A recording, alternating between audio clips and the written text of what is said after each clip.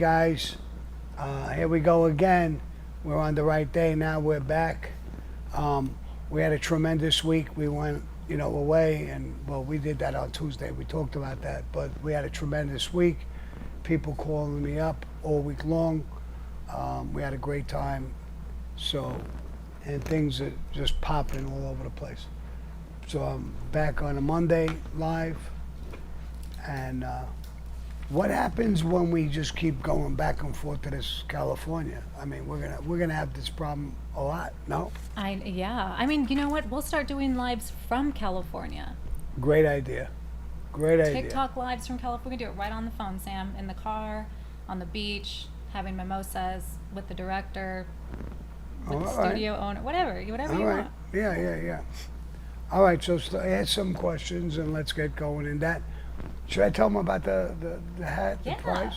Yeah. So we're going to start off. This is one of my hats, and I get a lot of requests for them and stuff like that.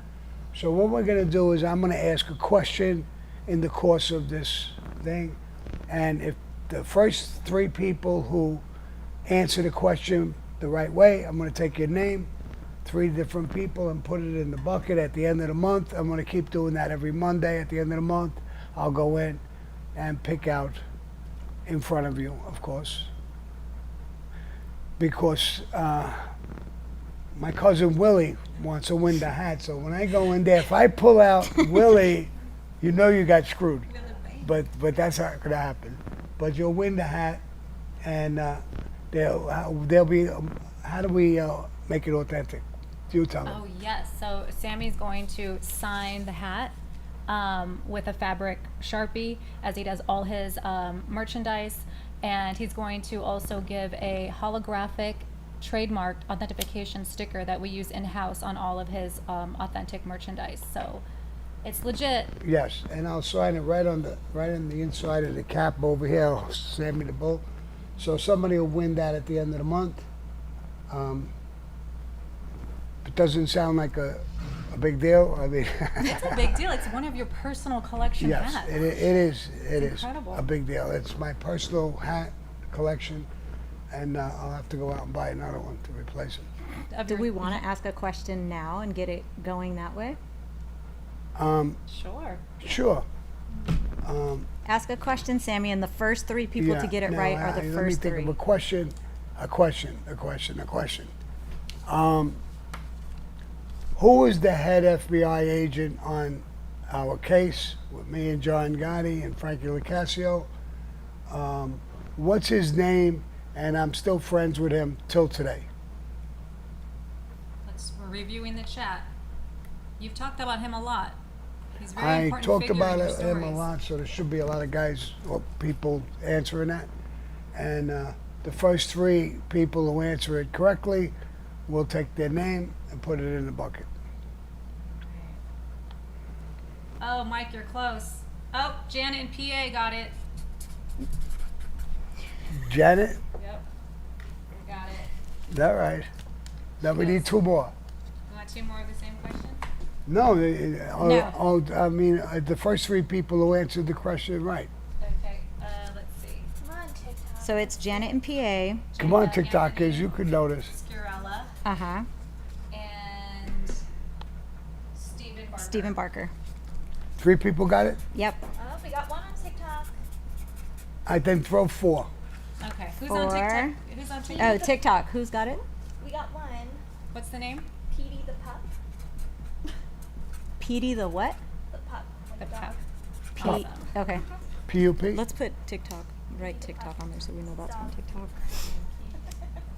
I think Lily needs the TikTok on her own little page. Should be like Mrs. Peaches, like Dave You know, Portnoy. I look at her. She's got her spot right exactly where she stays. She's the best. She loves this Q&A. I think she loves this Q&A more than everybody. It's like she knows exactly where to stay. She curls up like a ball. She gave me the side eye. Amina, she gave me the side eye. She knows what I'm talking about her. I love it. She goes, Her Yeah. side eye is the best. Yeah, he's talking about me again. Lily and I compete for the side Someone on eye. TikTok says you're going to name their kid after you, Sammy. How do you feel about that? That's good. That's a big honor, to tell you the truth. as long as you don't say it's my kid. You know, the FBI got in touch with me. I'll tell you this stupid story. The FBI got in touch with me and they said, Sammy, there's a young woman and she has a kid. She's claiming that you're the dad and you're not taking care of her or the baby. So I said, listen, give me a picture. I don't even know what you're talking about. So he gave me a picture. It was a young blonde girl, very pretty, and I said, "That's not my kid, bro. Yeah. I would remember her. She's very pretty." So they said, "Well, she's claiming it." I said, "Listen, I don't normally ever do this DNA or lie detector test, but I'll tell you this: I'll do a DNA. Let her do a DNA with the baby and her, and me." Paternity test. Yeah. I'll do the test. If I'm the dad, I'll take care of the baby. But then she refused, and then she admitted that it wasn't me. How the hell? I will never understand. Some of these people are crazy, bro. They should try to shake me down. Oh my god. Well, yeah, I've never seen any process server come here with anything, so Yeah. you're safe. You're good. That's crazy, dude. Yeah. Oh, she didn't say I was the dad. She says I was the grandfather. That's what she said. Oh, She said I wow. was the grandfather. So, Wow. yeah, something like that. But I did tests and everything. It wasn't my kid. You ready And it for was, yeah, go ahead. last week's questions? Before I get on that, I don't want anybody in the chat getting discouraged because I see some of you guys are like, oh my God, it's delayed, it's late. We have more questions. This is not the only question you guys are going to get. So just stay on top of it. Be the first to respond or one of the first three, and your name goes in the hat. All right, so real quick, we got a couple of shout outs for James Birmingham and Acting for Fun Lions. Hey, darling. Perfectly Imperfect says, question, did you know a very tall man back in the day called Johnny Whispers from Staten Island? No. I don't think so. Okay, Penn's Fan Man says, did you ever know Tadaro Jr. or Sr. from the Buffalo Mob? Apparently, Jr. owns a large pizza chain called La Nova that is extremely popular in the area. I knew the father and the son. The father was the boss when I met them, and he was the underboss. The father passed away, and he became the boss. I know the both of them very well. Okay, Ryan Brown wants to know, Sammy, is it true that John Gotti got the contract to kill Roy DeMeo and his crew, but was caught on tape telling his brother Gene, we can't kill him, he is too dangerous? Part of the question is true, part of it's not true. Paul Castellano gave John Gotti the hit on Roy DeMeo. John Gotti acted a little uncomfortable or nervous about it. Paul picked up on that, took it back from him, and gave it to Frankie DeChico. And Frankie DeChico got it done. Giovanni asks, did you or anyone else in the Gambinos go to pay respects to Raymond Patriarca Sr. at his funeral in '84? Also, did he have a seat on the commission? He did have a seat on the commission, I believe. I didn't go to his funeral. I don't believe John Gotti went to his funeral. I don't believe any of us went to his funeral. El Gato wants to know, what car did Mr. Castellano drive? Grazie. He actually had 4 or 5 cars, but he had a Lincoln that night when they came to us. I believe that was his car, the Lincoln. Tommy Bellotti was driving it, but I think it was his car, that Lincoln that was there. Okay. Hyde F10 says, have you watched The Sopranos and how realistic was it? I know you get this question a lot, but somebody put it in the super chat and we got to ask. I'll answer it again. It was based on a true story. There was a lot of fiction in it, but it was based on a true story. There were some guys in the Jersey crew and out there, the Cavalcanti family, and they took some of their story a little bit here and there, and so there was some truth to it. but most of it was made up.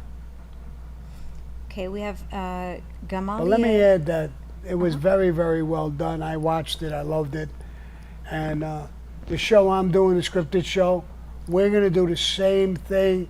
The only thing is ours is going to be based on a lot of truth, mostly all truth. You can't keep Hollywood out of what you're doing. You just can't. And it's a show. It's supposed to be a show. But ours will be not based on a true story. It will be a true story. Perfect. Gamaliel Carrion Cruz asks, "Hey Sammy, you gotta go to Venezuela to visit. What do you think about the Puerto Rican culture?" Well, Venezuela is not Puerto Rico, first of all. I mean, they're two different countries. Venezuela, from what I understand, is beautiful. A little rough, I think, around the edges, but beautiful areas in there. Is the Puerto Ricans. I had one guy with me in my crew, Jimmy. He was a Puerto Rican, and I knew a lot of Puerto Ricans. So why you ask me this question, man? You want a job, man? You want a job, man? You want to handle the Puerto Rican crew? Fanny Blanco from the Bronx. Just kidding. Go ahead, Avita, sorry. No problem. Randy Ingram wants to know, he says, which New York family did more favors for politicians in Washington? I don't think any family did favors for politicians. I think that they bought them and got favors done. I think it was the other way around. You know, a lot of guys dealt with them. You know, it's when you're fixing a union problem for them, you're getting paid or you're getting something done. So it's not that you're doing them favors. Hey, here you go, buddy. We don't like them. They don't like us, I don't think. But they were easy to bribe and work with. So it was more that than us doing them favors. Okay, that's all I have for last week's. Over to you, Anna. All right, Sammy, I want to jump right into questions from your loyal R-Thing subscribers. Redman always coming in with the great questions. Redman from R-Thing, Sammy, we know John made you the underboss, but have you ever asked yourself why? We know how John felt about you because of those recorded conversations in the apartment. But around the time of these complaints, he made you underboss. We know John saw the power you were gaining. So maybe this could have been a Machiavellian move out of fear. Any thoughts? I think that John and I loved each other for a while. But a narcissist always thinks of himself first. I became very, very powerful. That bothered him. There's a tape that he got caught on when he said to someone, Sammy became so powerful he could take me over and run the family tomorrow. So listening to that tape, and the feds showed me the tape, it was obvious he was starting to fear me a little bit. He became jealous and envy of me because of the way guys would jump up when I came into the club and jump up, hey, Sammy, how you doing? Give me a kiss on the face and whatever. And that was his fault in a way. He would send me out on hits. So I would put together a hit team. I would go with them in the street with a gun. Now, I was on a low level and I went on the street, but always under orders. Not a boss was coming with me. I was the underboss and I was with them in the street. And word got around, wow, fucking Sammy don't just give orders, bro. This guy comes out in the street with you with a gun. You develop a different respect for the person. You start to look up to him. Even though he's got rank, you say, bro, he's one of us. He's in the street with us. So it had a reaction, and John didn't like that reaction. And so there's many incidents about the whole thing with me and John. And I think I rigged cases that he won. So I think he must have loved me for that. I'm the guy behind rigging his cases. Now there's FBI reports, people who cooperated after me, everything. So it's documented. So you had to love me for that. And when John was in trouble with him and his crew, and he came for help, he sent Angelo to me. I was the first guy to say yes with Frankie DeChico. And then Joe Piney, and we had other guys. I don't think he forgot those things that easy. I was very effective at doing hits. I was very, very effective at protecting him. I'll give you that guy, the boss of the Buffalo crew, Joe Tadaro. There was a newspaper article that came out and said that Joe Tadaro said, if we find out that John was behind that hit, officially we'll kill him. And he sent me to Florida with another guy to see him, and I sat down with him. I was brought up, and he owned a building in Florida. I was brought up to the mezzanine, what do you call it? Yeah, you got it, mezzanine. The mezzanine Yeah. floor. Mezzanine, yeah. Mezzanine floor. And I came out, there was 5, 6 guys there. I was introduced to him, and he said, tell John that's just bullshit in the newspaper.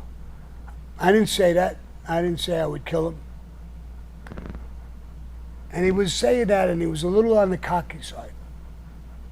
He was there with his son as well. And I said, listen, we know that. I came here to talk to you about different things, but we know that. If John would have thought that that was real, you would be dead already. And he looked at me. He was a boss. I don't even think I was the underboss yet. I was a captain. And he looked at me and was staring at me and says, that's a pretty ballsy statement. I said, it's not a ballsy statement. We have 100 fucking shooters. And anybody who's going to fuck with him is going to get killed. No matter who it is. And he nodded his head. So doing things like that was, I think, very impressive to John. He knew I did that. He knew exactly word for word what was said. We ended up the conversation very well. His son, like I said, was the underboss. We went on the beach to go talk. We went out on the beach. There's a whole story about me walking in the water and all that bullshit. And I got along with him as well.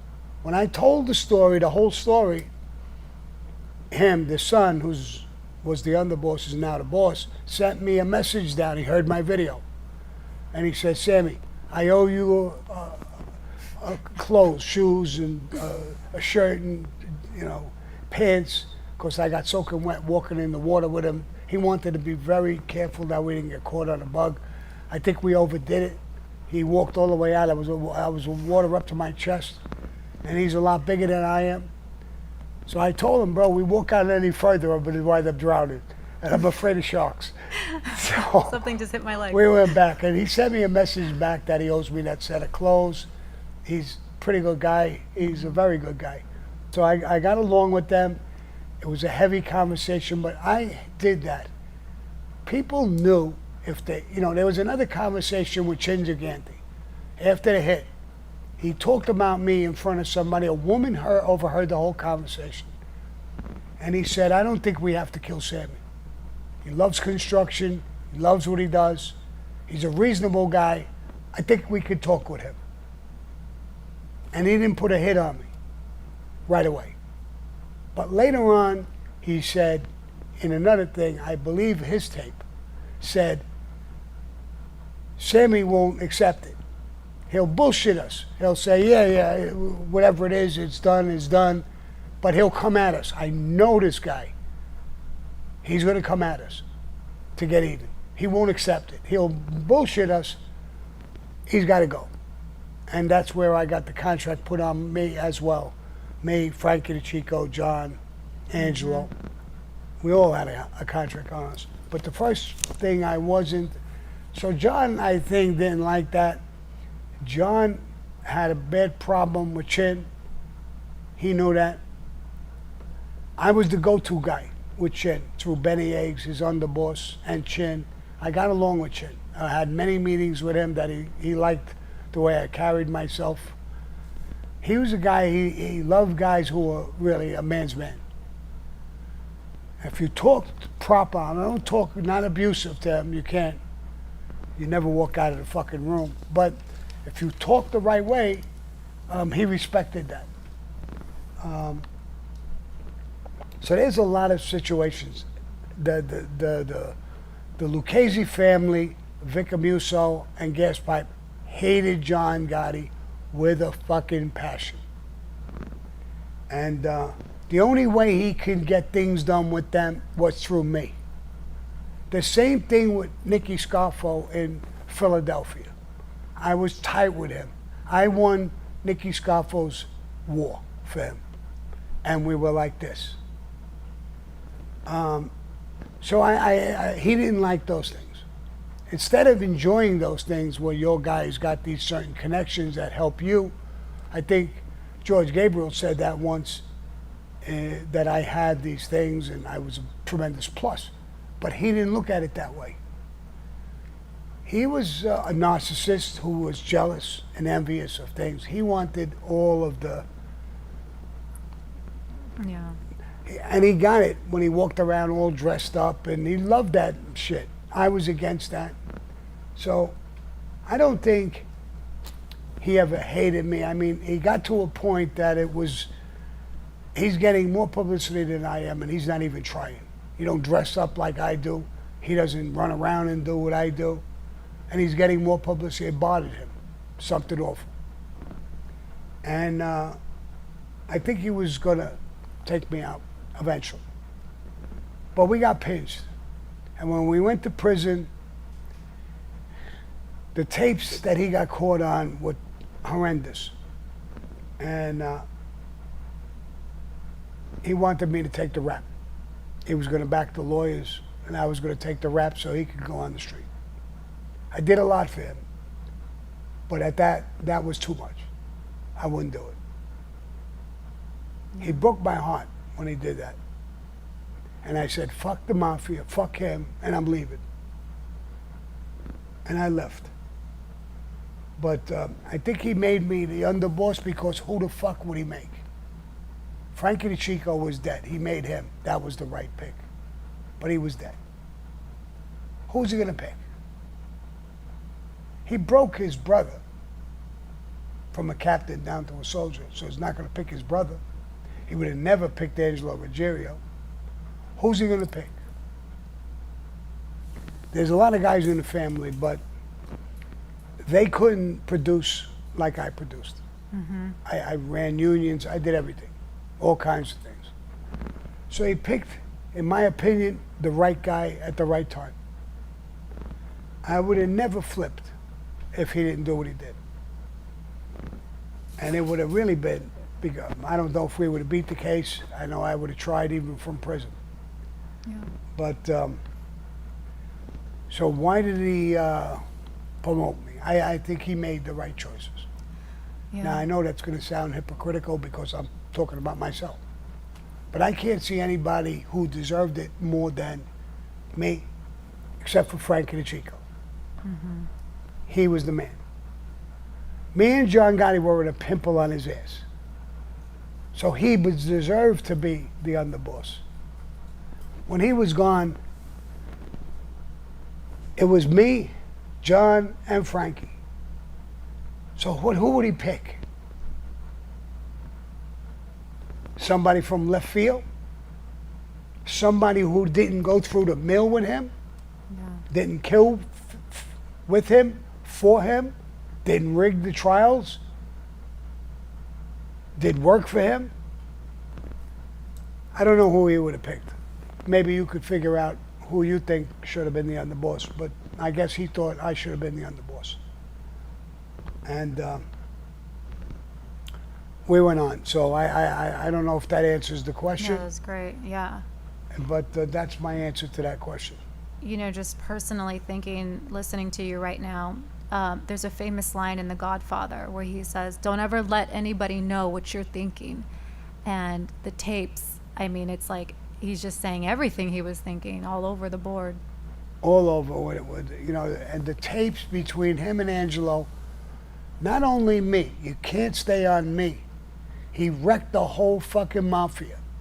Those tapes went to different judges who listened to those tapes and gave court orders to bug everybody's fucking houses. Bosses, underbosses, consigliers, everybody. Paul Castellano was on the tapes. The entire commission was on the tapes. He destroyed everything. And that's there was no reason to talk about those things. None. Zero. Yeah. Well, let me jump into the next question. Your friend Bruce from our thing, how do you say his last name, Amina? Azarati? Azariti. He's the captain. The captain that you do the sit downs with. I should not have smoked before attempting to write this question because before I smoked, I still remembered the girl's name. The new girl.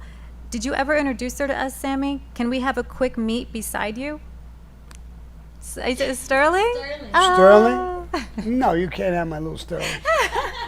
No. Okay. They want to meet. They want to Sterling. see her. See Oh, they want to meet her? All right, come here. Aw. Go say hi, Sterling. It's funny because I've been here for. This I is know. this is my little Go down a Sterling, little but more. you're gonna sit on Say my hi. cup. Oh my goodness. She's sitting on my This lap. is Sterling, everybody. She's a recent This is- ASU grad. This is the hat y'all all are winning. She is adorable. She's a great worker. She's a good worker. She's a lot amazing. smarter than you think. She's very smart. She's a good worker, and she's gorgeous as well. Yeah. Thank you. She's so a you beaut. guys might know me for being behind all the social media reels that you are all seeing and being behind the camera for TikTok. Sammy saved my life. You know, one time I was at the beach and I was drowning, and you know he gave me CPR, and that's how I got here. Here she is. And there's another time. It took 2 hours for me to get my lips off of her. Oh my goodness. Okay, thank you so She much, said enough, I'm Sterling. breathing. Thanks, Sterling. And he saved me from a burning firehouse. And there was that time, too. Everything. Yeah. You know. Mm-hmm. All right, go sit down.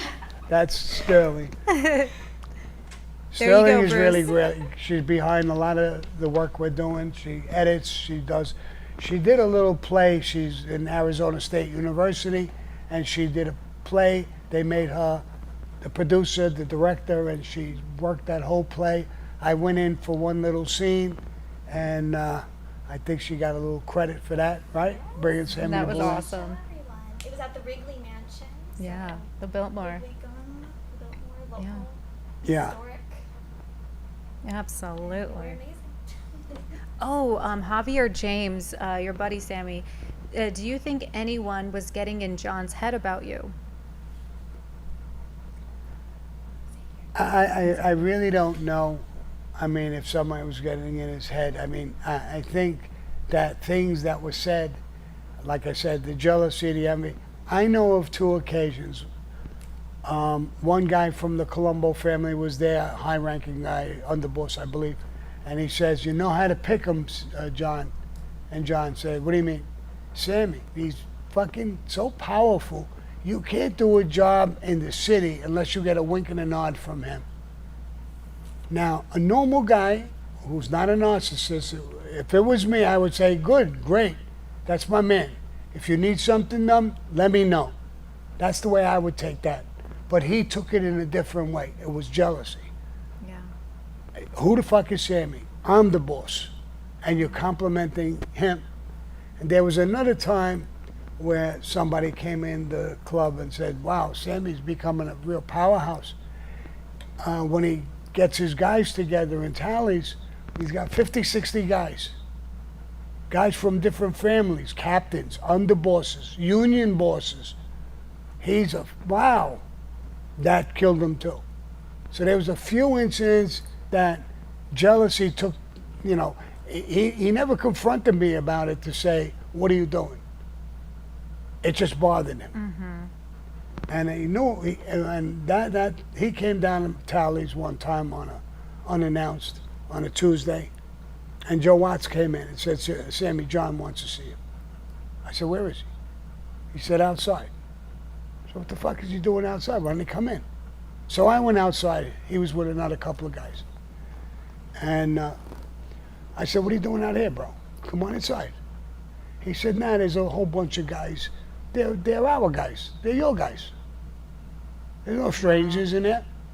A few guys from another couple of families. Come on in.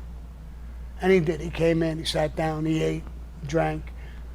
So it did bother him that I was getting this kind of power. Now, like I said, when I'm going to give you an example. I use Anna and Amina and Sterling for things. Now, people are going to like them and respect them in a certain way. I love that because they're part of me. Anna, Amina, Sterling, they come, they work for me, they do things for me. I left them right. I'm proud of that. If you wanted to have Amina, my friend Richie has a company right next door to me, and he said he wanted to use Amina, not Amina, Sterling. Mm-hmm. And Sterling came and asked me. I said, go ahead. You know, you're going to spend the day over there. He's a good guy. You do some work. I'm not jealous that somebody else is not looking at me for help. They're looking at her for help, mm-hmm. or Anna, or Amina, whoever it may be. It wouldn't bother me in the least. Of course, I would want them to come to me and ask me because they're my crew in this life. But he didn't look at things that way. I mean, and I think that was part of the whole problem with him. He told me to go on the lam, I went on the lam. There wasn't a thing I wouldn't do. I left my wife, my kids, my everything, my business. When he told me to go on the lam, I went on the lam. He told me to kill somebody, I killed him. He told me to try to bribe people and get him out of prison, I did. So I don't see anything that you would be, but a narcissist thinks a different way. Right. I understand that. I do. Even in Hollywood, I deal with some people are narcissists. Some people are real. I met some actors and actresses, some people who are real heavyweights, and they're so lovable and so good. Like Nick Pileggi, I could use his name. He became a very good friend of mine. Great guy, do anything for you. And he's a legend. Oh man. He's a legend in Hollywood. He's so gracious. He's made all the major Goodfellas, all the major mafia movies. Mm-hmm. And, you know, Anna came to California with me, I think on that first meeting, the first time we went, and we went to Nick's house. And he was so gracious. How was he, Anna? I thought I was dreaming. He had a typewriter. He was writing something. So Anna says, "Oh, you're writing something?" He told her, "Go ahead, go look at it." Dude, yeah, I'm doing a script. Yeah, it's crazy. So I mean, and he talked about the house, about his wife. Mm-hmm. He loved her tremendously, and he just everything he pointed out. My wife loved that and did this and did that, and it was a pleasure talking to the guy. He's pouring us Pellegrino. I was like, it was insane. Yeah. So you don't get jealous at things like, you know, that he got jealous at. That's a narcissist. Yeah. So there's people who are like that in life. You'll find them. Now, Nick Pileggi is the total opposite of a narcissist. Total.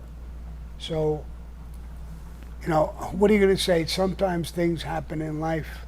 Marriages break up. People have arguments, friends, family members. I mean, a lot of shit happens in life. This was just one of them. Just backpacking on all the ways you saved Sterling's life. Mike Norton said, "Yeah, Sammy saved me in Guatemala, pulled me out of that burning foxhole, got me to the medics and fixed me up, saved my life, bro." What a guy. You heard Sterling? What a guy. What a guy. What a guy. Anything Sammy can't do. No kidding. Acting for Fun Lions. I think that's Lisa, right? She said, "Love you, Sammy. Love you guys." Love you too. Isn't that the girl who won? Yeah. Yeah. Good. Lore84 in the super chat. "Hi, Sammy. Why did Lucky Luciano make 5 families? Why not just have one family like in Chicago? It would have been less chaotic." You can't make one family throughout the entire country. That's why. So in New York was overwhelmed with mafiosos. Chicago wasn't. It had one family, he left that alone. What he did was breaking down 5 families in New York because they all had their own territory. Which family are you going to try to dump into the other one? So he left the bosses and gave them territory, and then he made a commission. So every boss in the country had a seat on the commission, almost everyone. I remember at one time, I think there were 21 families in the United States, and I think there was 18 or 19 people on the commission. Some people gave a vote through someone else, because the family may have been too small to put them on a commission, but they gave them a vote, but they would vote through somebody that they were friendly with, so somebody would come in with 2 votes. And that's how they ran Cosa Nostra. It was a smart thing. In other words, let's not fight. Let's not kill each other over things. Let's discuss. Let's talk. Let's make a commission where your problem, instead of fighting and kill each other, goes up and up. And if it gets to the commission, they look at the problem, they make a ruling, and you better live by it, or you're going to deal with the entire commission, all the whole 5 families in New York. And they also have connections all over the country. So it was a very, very smart thing he did. Thank you, Sammy. Mark Clark in the super chat. Dear Sammy, did you ever know Ruby Stein, the loan shark, who asked Paul for a sit down with the Westies over Ruby being lured to his end? Isn't he a big deal? Ruby Stein? I heard the name. I don't know if he's a big deal or not. It might have been. I don't know if he lured Paul into a meeting with the Westies. I know there was a meeting in Westies. It happened right in Brooklyn on 86th Street. Tommaso's restaurant. They came in and they met Paul Castellano and whatever. They did have connections. They were the Irish mob with unions and certain the iron workers and a bunch of different unions, and they wanted to be under somebody's wing. And they picked the Gambino family to be under our wing. And that meeting with Paul Castellano, that's where that meeting was structured. I never heard Rubenstein setting it up. I heard the name, but I didn't hear his name in that. I'm not sure. I don't know who set it up, tell you the truth. But I know there was people involved who ran it. This guy, Jimmy Coonan, they killed the boss of the Westies. He became the boss, and he ran it. Later on, he went to prison. One of his top guys, Mickey Featherstone, cooperated against him. A real tough guy, but he cooperated against him. He went to prison, and then Bosco, a Yugoslavian guy, took it over. Nice. That freaking mind is like a steel trap, dude. I just can't. Every Monday. Wow. Okay, Jay Marie.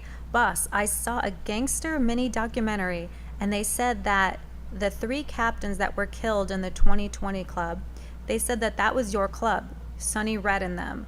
What can you tell me about that situation? It was not my club. It definitely was not my club. When there was a battle in the Bonanno family, they brought down a guy, a Nicky Russo, I think. I don't remember his name. They brought him down from Canada. He came down for that hit.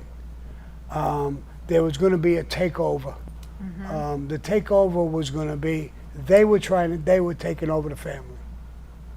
And now, the hell's his name? He took over the Bonanno family, Joe Messina. Joe Messina wanted to take over the family. Right. He was very friendly with John Gotti. John Gotti brought it up to the boss. So the Gambino family was behind them. The hit was made on Fat Trini, Big Trini, Sonny Black, and another one. And they killed all 3 of them in an apartment, and they got rid of the bodies. I think John Gotti's crew got rid of the bodies. They got rid of the bodies. They dumped the bodies. And that's how Joe Messina became the boss of the family. And that's how John felt that he had Joe Messina in his back pocket. But tapes later on would show that Joe Messina was caught on tape saying that John Gotti was destroying Cosa Nostra, the way he dresses, the way he acts, and things that he is doing. So nobody liked what he was doing. They liked him before. Everybody did. John was a very likable, lovable guy. Yeah. But nobody liked that flamboyant bullshit. You're bringing it out and you're bringing it into the public. We're a secret society and a brotherhood. And that's one of the rules. You do not bring it out. So, you know, when you talk about things like that, there's a guy, Joey Molino, who says he's a boss. He made himself a fucking boss. I don't know how he's a boss, but he made himself a boss. And he's on social media, doing things, talking about people, rat of the month, all this stupid shit.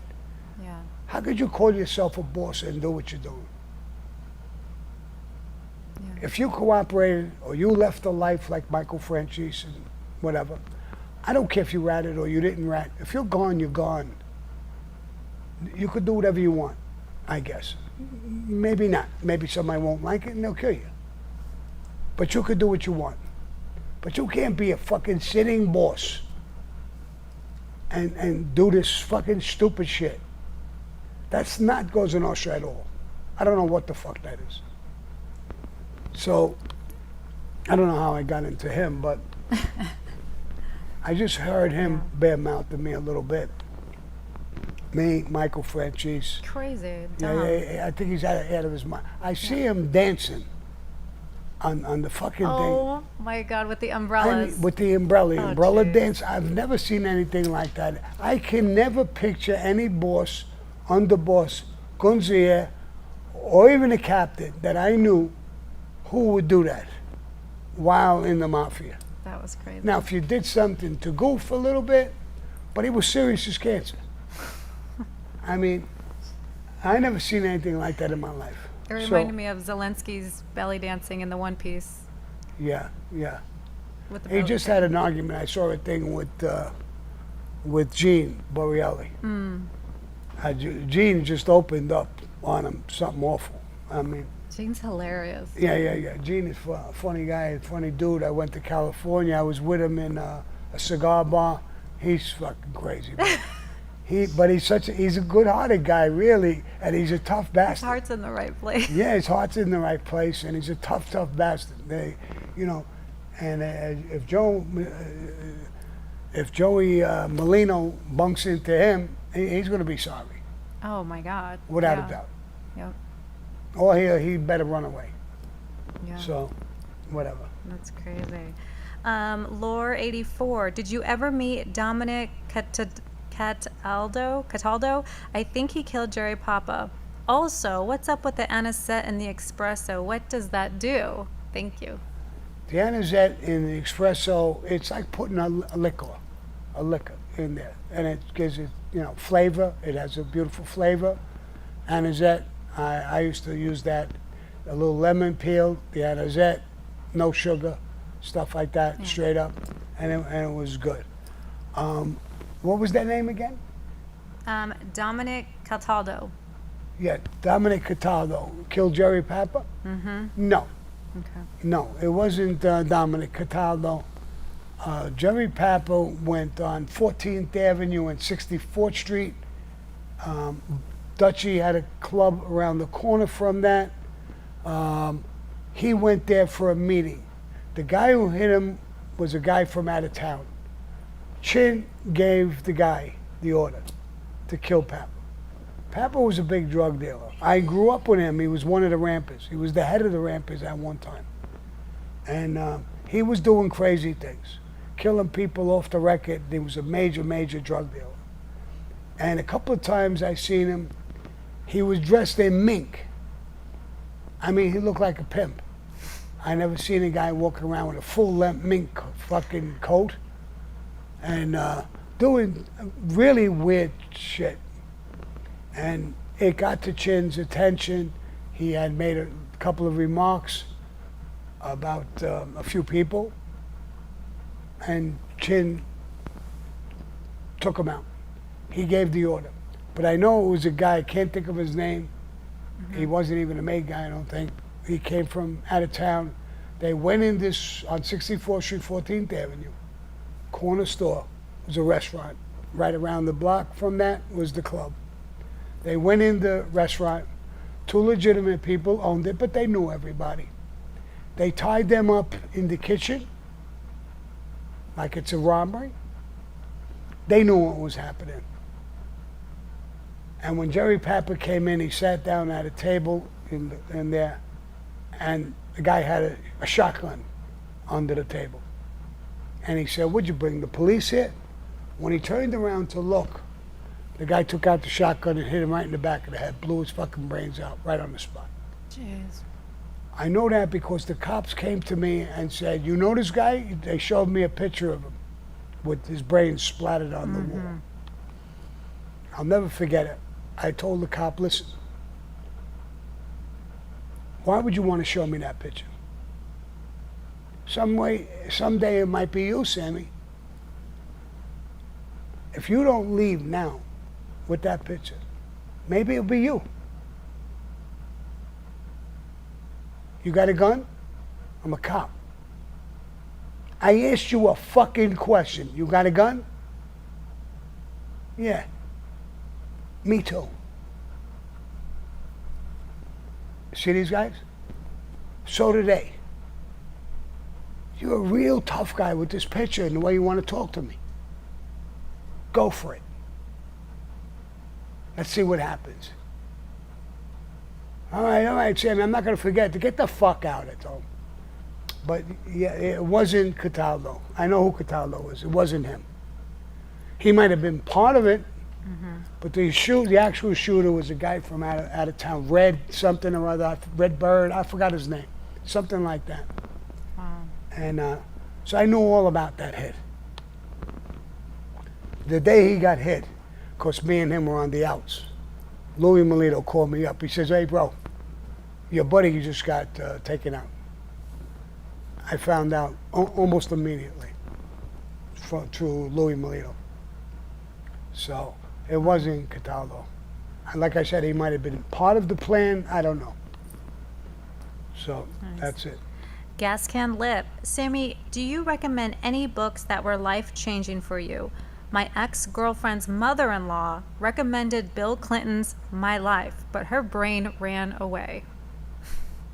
Her brain? Her brain ran away for Yeah, suggesting yeah. Bill Clinton's book. I don't know about Bill Clinton's books. I mean, I would never read his fucking books.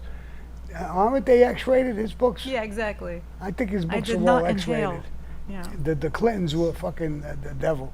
But I don't know of a book. I mean, if you look for what you're looking for, what are you looking for? Life-changing. That will change your life. Life-changing. You The know, Bible. there is a lot of things. When I left the mafia, it was life-changing for me. I told you guys once before I went to church and I was thinking about becoming a born-again Christian. And I didn't want to bring this up, but I'm gonna. And I'm still considering it. I haven't done it yet. But I know one thing, that's life-changing. I always believed in God. To take it to another step, if I think the step is legitimate, I know it would be life-changing. One of the main reasons why I would do that is that my son, my daughter, my grandchildren, now I have a great-grandchild, would see these things, and I think living that way with a belief of God, this is life-changing. And the earlier they can change their life, the better. If you're looking to change your life, you maybe should consider becoming a born-again Christian. I've been listening to their teachings and reading on it, and stuff like that. And it's a beautiful thing. You can live a beautiful life. And we all want to believe in something. Everybody believes in something. I don't care what, it could be a Muslim, you could be a Jew, you could be a Catholic, you could be a born-again Christian, you could be whatever it is. Everybody's looking for something to have their life better, to change their life, to pray to. When you're sick, when your family member is sick, you're going to pray to something. I mean, a straight-up atheist, I don't really know any. And I feel sorry for them. You don't believe in anything? You know, you have to believe in something, I think. And otherwise, you're going to have a miserable life. You know, I don't know. I mean, I don't understand. I could go to the bathroom and I'm constipated. I pray to God, let me go to the bathroom, bro. So, I mean, I don't care what degree you pray and what you do. It's a good thing. It's not a bad thing. So if you're having trouble in your life and you don't understand it, maybe something bigger than you, like Jesus, like God, could help you. Simple as that. That's the way I'm looking at it. I mean, I don't have a horrible life right now. I think I got a pretty good life. But to share my love with something and somebody, in prison, I was in a few different prisons where there was different religions. I joined them just to hang out. There's nothing like the Christian religion. Now, I'm not going to preach about it. I'm just saying, if that's your personal choice and you want to change your life, it looks like a good thing for me. For me. I don't know what it is for you. I think it would be a good thing for me. It's a plus. You know, they were talking about Bibles, that in the Bible, and I'm not a Bible reader, I never read the Bible, I'm just starting now. There's love, the word love in the Bible, all over the place, many, many times. It's all about love and respect and honor. That's a combination of things that I think every man and woman, father, mother, girlfriend, boyfriend, should have in them. Yeah. That doesn't mean you have to be a nut and go crazy over it, but it's not a bad thing to have. So if you're looking for something to change your life, just like I am, and I think it would be beneficial to my family to look up to me in a different way, not just being in the mafia and killing people. I'm not 100% that. I'm not too far off. I'm 90% it. You know, I've always had this little fucking streak in me that's dangerous. I do have a dangerous streak in me. I got people fuck with me. And I got this shoulder here. My left shoulder is a lion. And right away it starts growling. It wants me to do something, to whack him. On my right side, thank God, I got a lamb who calms me the fuck down all the time. And thank God the lamb wins 10 times more than the lion. The lion used to win a lot easier back in the day, but no more now. But right now, if it's not a lamb on my shoulder, if it's Jesus, I think that's better than having a lamb there. Sammy, in the Bible it says that Jesus is the lion and the lamb because he can be both. You can feel the wrath of God when you sin and don't change, or you can feel the lamb. Yeah. And he's I see Anna's a Christian, so she knows that stuff a little bit better than me. But and I'm starting to believe it more and more. It's And I beautiful. respect it more and more. There's a lot of good people. I've made a lot of friends in California in the trips I've been going. Good people. And that's how it started for me. They all went to church on a Sunday. Now I was there all week, so Sunday I was like a misfit. Come on, Sammy, come with us. Nah, the place will burn down if I walk in there. No, come on. And I said, well, they're all good people. I went with them. That's what started me thinking. It started me going in that direction. Like I said, I didn't do it yet. And I say yet because I'm thinking about it very, very strongly. I'm starting to feel good about it. I went to the gym this morning, and a guy said, Sammy, I don't know if he heard it from this live on Mondays. He said, I heard you might become a Christian. I said, yeah, I'm thinking about it. Now I'm wondering, how would he know that? And he said, I got a gift for you. Could you wait 1 minute? He went to his car. I thought it was going to be a box of cigars or something. He brought me a Bible. And it blew me away that he said, you know, if you're going to become he's a Christian and he's got a church that he goes to. He wanted me to go there. I said, now, if I do it, I got a place in California. I could do it online. I could do it whatever. And I like this pastor. I like him a lot. He speaks the right way. I'm good at understanding people once I get to know them. Now, I've talked with the pastor a few times. I like him. I trust him. I think he's a good man. And so it's, you know, it helps me. It's not him. It's, do I feel God and Jesus in me to give my life to him? Ask him to help me in my life, to cleanse me, to do whatever they preach. I'm not against that at all. Like I said, I always believed in God. So to do it under this guy, I think I would do it under him. And the craziest thing, I don't want to stay on this too long, but there's 2 women who called me, Mr. Gravano, could I talk to you? This is hours before. And said, are you becoming a Christian? And I'm saying to myself, what are these people listening to? How are they asking me this question? I mean, I've been going to this gym for quite a long time, a couple of years now. I never got asked questions like that. So I don't know if I did a Monday Live and talked about it a little bit and it got out to somebody and somebody and somebody. Yeah. And I'll tell you one thing. When I talked with the pastor, I said, if I become a Christian, he wants to baptize me. I said, I think you're going to take a lot of heat. I got a hell of a background. He said, Sammy, I know your whole background. And I know Jesus. I know God. I'm not worried about heat. I said, I'm going to take a lot of heat. People call me a liar, a fake, a phony. I don't see why. There's nothing for me to gain other than peace of mind and being a person, a better person.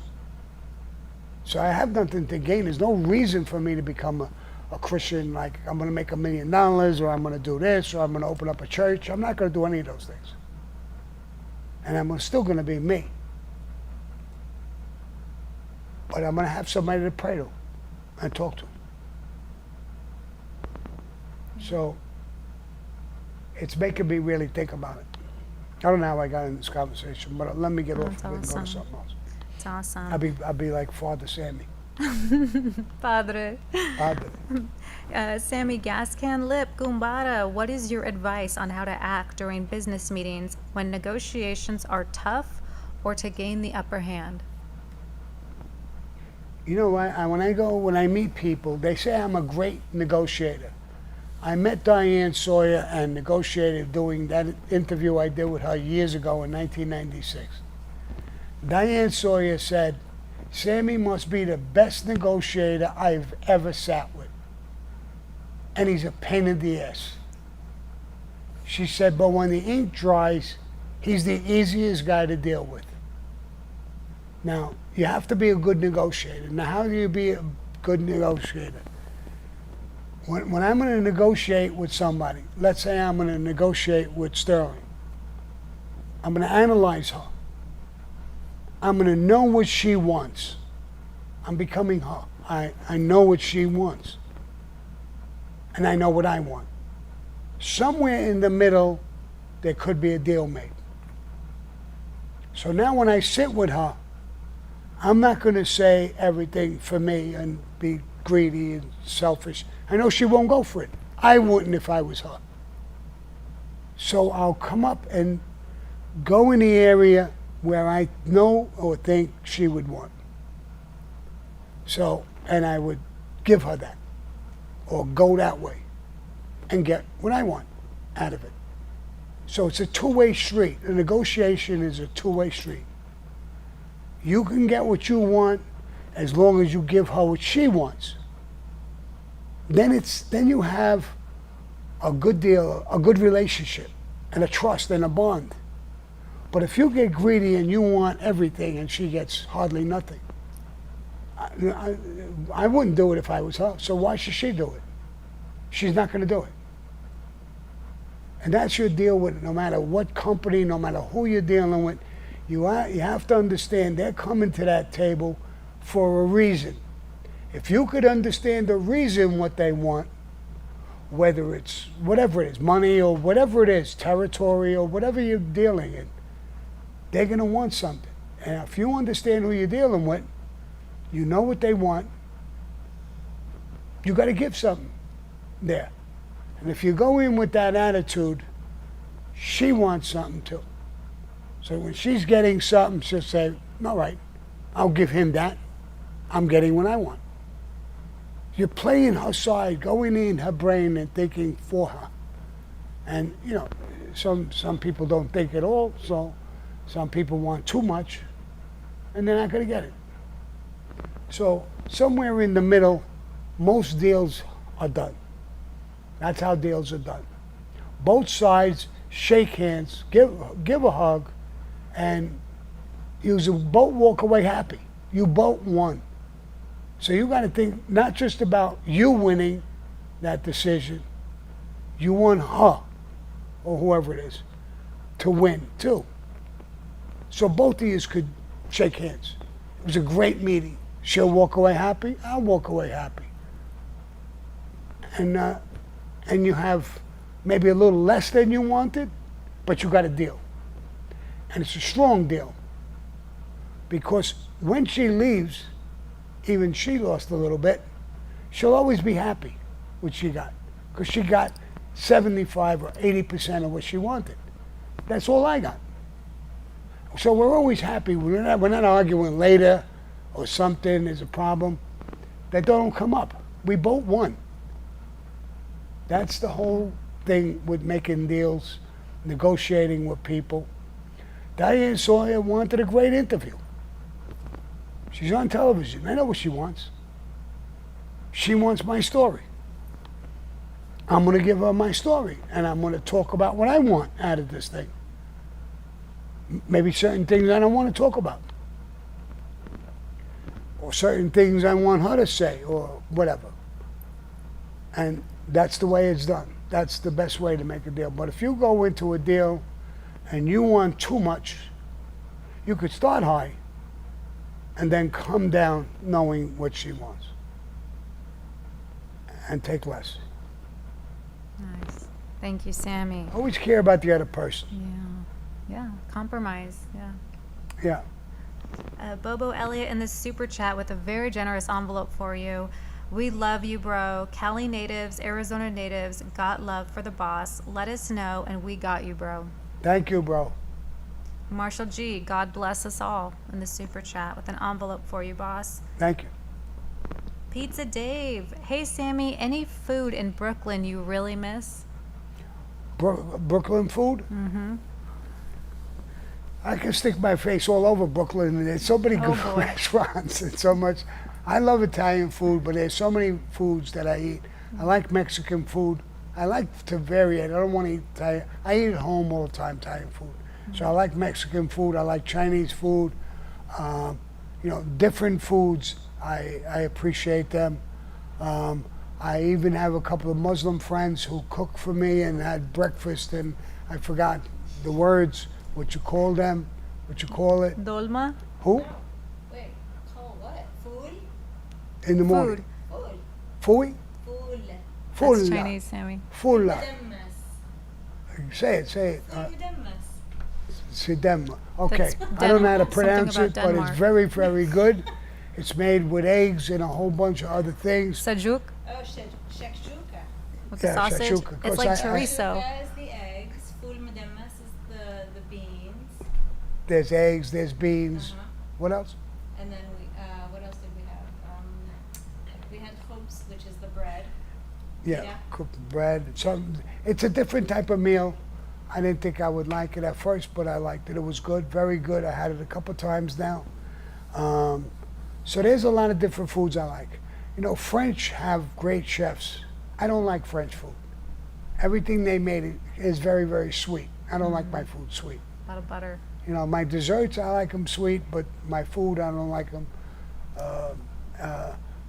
Israeli food, Jewish food, all my Jewish friends are going to get mad at me, but I don't like their food. I like their Jewish delis. The chicken and the this and a matzo ball soup and stuff like that. And, you know, a knish, stuff like that. I love that stuff, halava. But their food isn't that Latkes. appetizing to me. Yeah. And other foods that I had. You know, at one time there was a restaurant. I'm going to tell you about this. I forgot all about this. There was a restaurant in it wasn't in Brooklyn. I think it was in Flatbush, but it was in New York. And they had different animals: bear, alligator, snake, all these things. And I went in there and I tasted. I ate snake in Arizona once. I can't stand this. It's disgusting. I don't like snake. But I ate alligator. I said, no, I'll try it. And I like that old saying, it tastes like chicken. Yeah. It did taste like chicken. Oh, wow. So it wasn't bad. Alligator wasn't bad. Again, I can't stomach alligators, but I tasted it. I had bear. I used to hunt with Louis Molito. We used to hunt. I ate bear one time, and disgusting. We made a bear, a hamburger about this thick. I put it in a frying pan, with just a little bit of grease, and fried it up to make a hamburger. In a matter of seconds, a minute maybe, it was this deep in grease. Oh, God. The whole thing, bear is all fat. It's fatty. So, you know, I ate my sister's dog once. Stop it. Oh, no, I didn't eat my sister's dog. Fluffy. Yeah. I should have ate her cat. Wait. Oh, Warden Hood is in the chat. Hey, bro. He's tuning in. He's been sending some really great articles with his Yeah. interviews lately. Yeah. And he's doing the show. On the History Channel. It's out now. Give him a plug. What is it? I will definitely plug it in the chat. Give me just 2 seconds. Alan Signer, salute, Big Al from Chicago. Big Al. All right, Al. I see you, Al. Mark Clark with the envelope for you. No comment, no question. Thank you, Mark. Yeah. Roger Morrison, hi Sammy, I love your program. I'm sitting up here in Ontario, Canada, having a beer, enjoying the podcast. Thank you. That's great. Right. What kind of beer? Let us know what kind of beer you got going on. Danny Murphy in the super chat. What's up, boss? Can you give a shout out to my dad, Keith? He's been listening to your stories lately and became a fan. Keep doing great things, Sammy. What's his name? Father's name? Keith. Keith? Yeah. All right, Keith. Enjoy the show.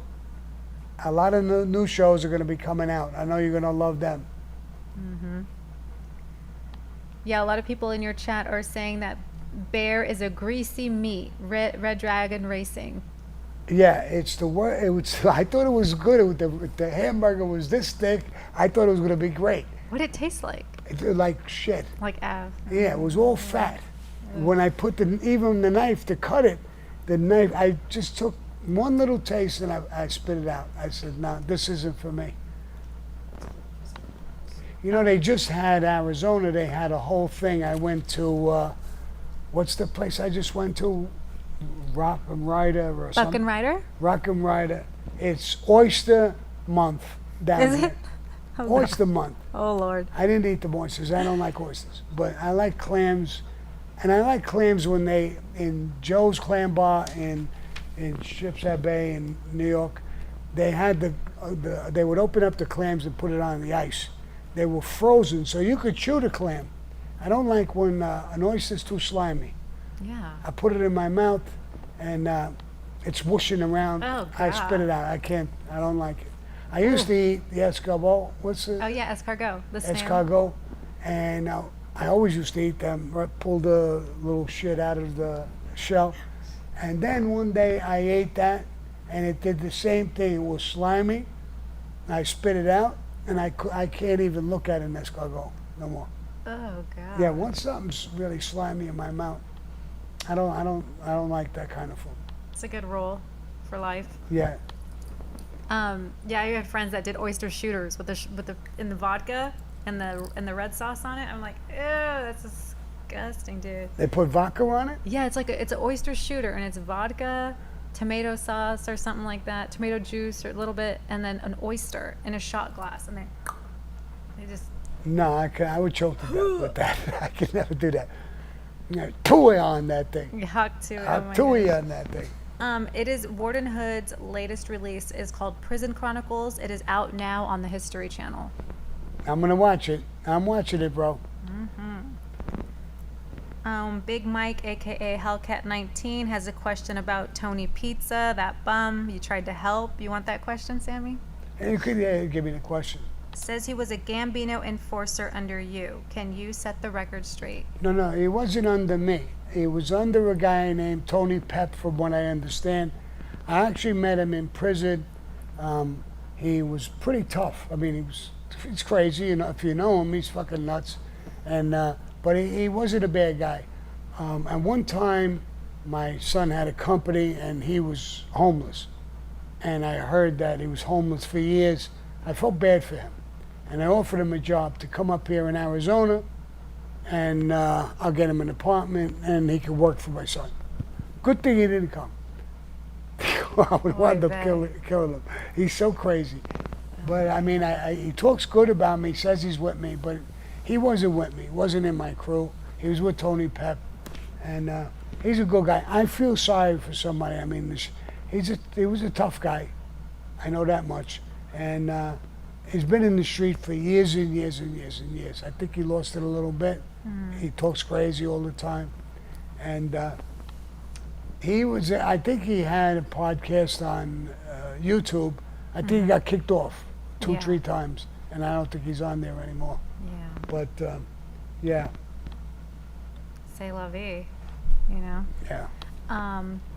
Tiki Short in the regular chat. Sammy, did you see the interview where Gaspipe said that being in the mob was better than being a Hollywood movie star? Yeah. Now, if you saw that interview, I saw it a long time ago. It was on 60 Minutes, I think. And I just saw it again the other day. Look at him talk. You could see he's sick. He's sick in his head. Talking about, I shot the guy in the guy's house. I didn't want to fuck up his house to have brains all over. I mean, you could see his expressions and everything. You could see the guy's sick. Yeah. He's another Roy DeMeo. And he's not as bad as Roy, but another guy who's kill crazy. Every argument you have, he wants to kill them. Sadan2324. Sammy, I recently went to New York City for the first time in years. I went to Bensonhurst, Sheepshead Bay, and a few places in Queens. Our city looks like Mad Max, like the Mad Max movie. It is truly heartbreaking. It is. I got family, friends, and even people who are in the mafia. I still talk to a lot of people. They all tell me the same thing. Sammy, your heart will be broken. Tally's is a Chinese restaurant now. No matter where you go, it's like a different planet. My daughter is in Jersey. She don't even want her daughter driving into New York. Wow. I told my daughter, it got that bad?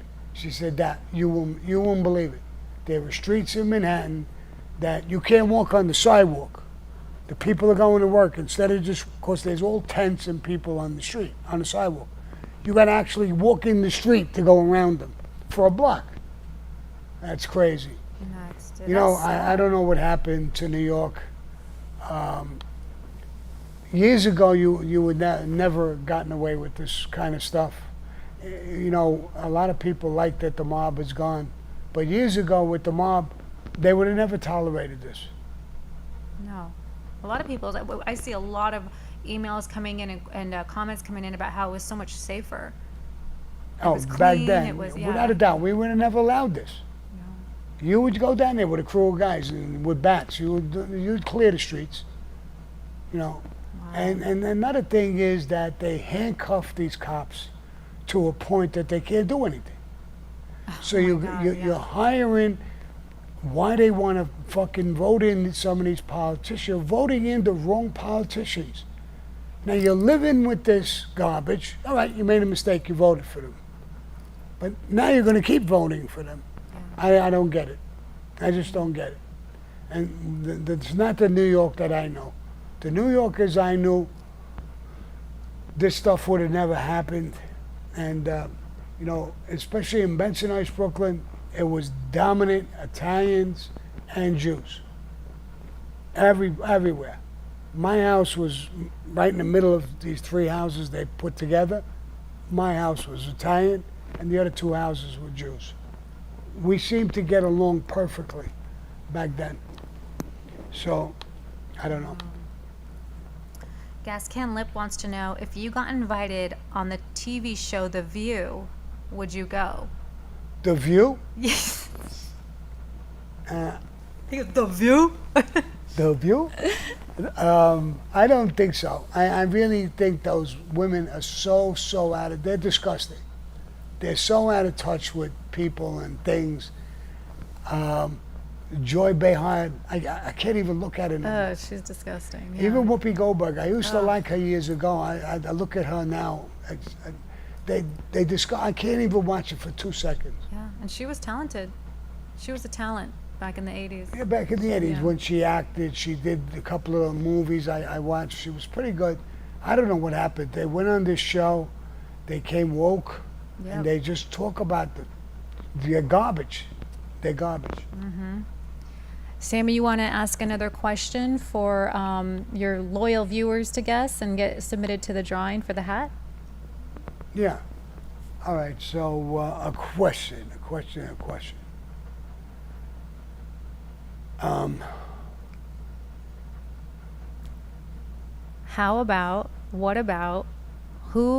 What was the name of the guy who was at Frankie DeChico's car bombing that they mistook John Gotti for? You're asking me?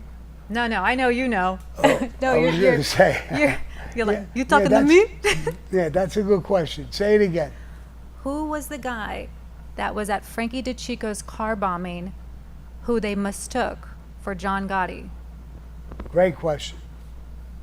Dun, dun, dun, dun, And dun, now, do you put my name in the barrel because I could answer that? Maybe I could win my hat back. Yeah. And you better not see this on eBay, you guys. Whoever wins that hat. Yep. I won't say the name. We got one.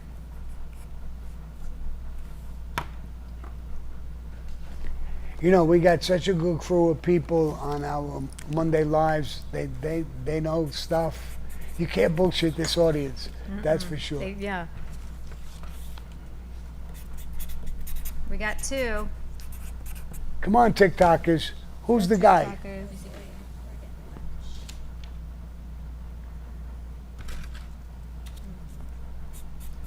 Sing us a little song, Piano Man. I can't even light up a cigar, right, with this TikTok. Oh, TikTok might TikTok C'est will la have vie. a heart attack. Top 3 on TikTok. Oh, great. We'll do one more, because I know the boss is generous. All right.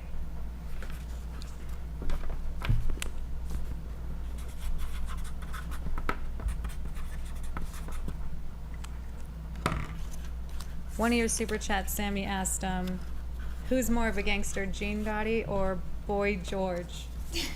Or who? Boy George. Come a chameleon. Was that Culture Club? Yeah. Gene Gotti's a good guy. Gene Gotti's a gangster, tough guy, and a good guy. Sterling, make sure that you indicate which one is TikTok. Just did. You did? Cool. Let's read the individuals that are getting their names put in again.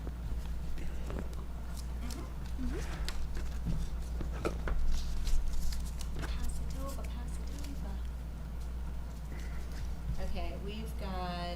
Neil K1611 from TikTok. We got, is that Canoes? Canucks. Canuck, is that a K? It's I'm a like, hockey what's a team. Canute? I think it's a hockey team. Canucks 657 Canucks, from yeah. TikTok. Shepherd 53 from TikTok. And then our YouTubers, we got Xavier. You're getting your name in there. Janet, Robert, and Ponzi Fonzie. They all got the right name? Yep. Those are the first ones. Can we say the that answer? answers. Huh? Can we say the answer? Sterling, darling. Yep. Tell everybody. Go ahead, Sammy. Frankie Hearts. Mm-hmm. Yay. Frankie Hearts. But you're putting all those names in, right? Mm-hmm. Yep. Going in right now. 1, 2, 3, 4, 5, 6. Lucky 7. There we go. Great And live today, yeah. what was blown off for him? Frankie Hearts. What got blown off for him? Ooh, okay. Asked him what got blown off for him. When so he was next to the car bomb when it went off. Sammy's asking, what was, are you, like body? Yeah. What Okay. damage did it do to There him? you go.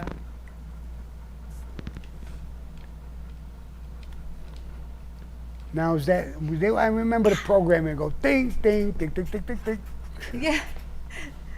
We got 1, 2, 3. You guys are good. Wow.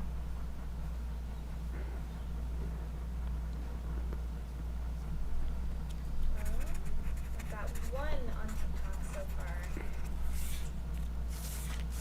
The right thing. Just hilarious. Damn, you guys are on it. I know. And Janet's got little lightning fingers over there. She's does. boom, boom, boom. She knows all the answers. Janet PA got it, Xavier James got it, and Ginger Avenger got Two it. people on TikTok who have it. Oh my gosh, Becky. Julio.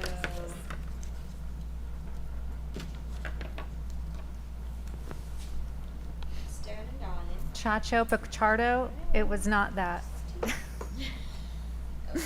Here. We add it to Now, what was it? Let's hear it. Llama Mama has it. His toes. Hmm? His toes. His toes. And nobody got the other part of him that was blown off? What was it? His shalong. Oh, his pishkadil.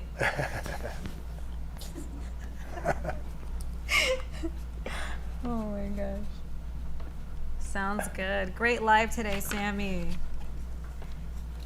Can you let your subscribers and everybody on your platforms know that your August newsletter is coming out tomorrow morning? Well, you heard it. My newsletter is coming out tomorrow morning, and A lot of great things in it. You got a new Soft White Underbelly release that's coming out with Mark Ladia.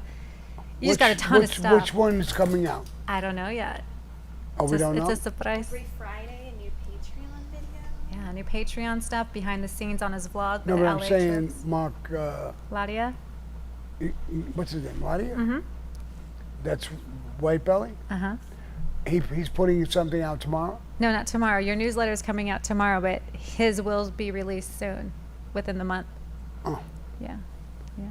It's filled with lots of great stuff, you guys, and actually a surprise for you guys because Sammy's pretty damn generous. So check it out. Click it open. Check it out. You have another envelope from Robert Wagman in your super chat, Sammy. Thank you, pal. Thank you, Roberto. Roberto. Anything else you want to tell the people, Sammy? No, listen, I mean, we did it all. I love you guys. You got these things right away. You know, there's a lot of people out there who do a podcast. They don't have an audience like this. They come right up with what it is, dates, times, places. You know, I forgot a place that was in New York, and somebody sent me stuff right away. Happy Gardens. Is that the word? Happy Gardens? Yeah. And it was the answer to it. Mm. Happy Gardens. Happy Gardens. No, wasn't Happy Gardens. It was something else Gardens. Carol Garden. Who the fuck knows? Who the- I forgot. We gotta stop cussing, Sammy. We're Christians. We have to Oh, that's watch our. yeah. wicked No more tongues. cursing. I mean, It's got to be a lot. it's a less. journey. It's a journey. As soon as I become a born again Christian, I can't curse. We should put rubber bands around our wrists. Cannoli.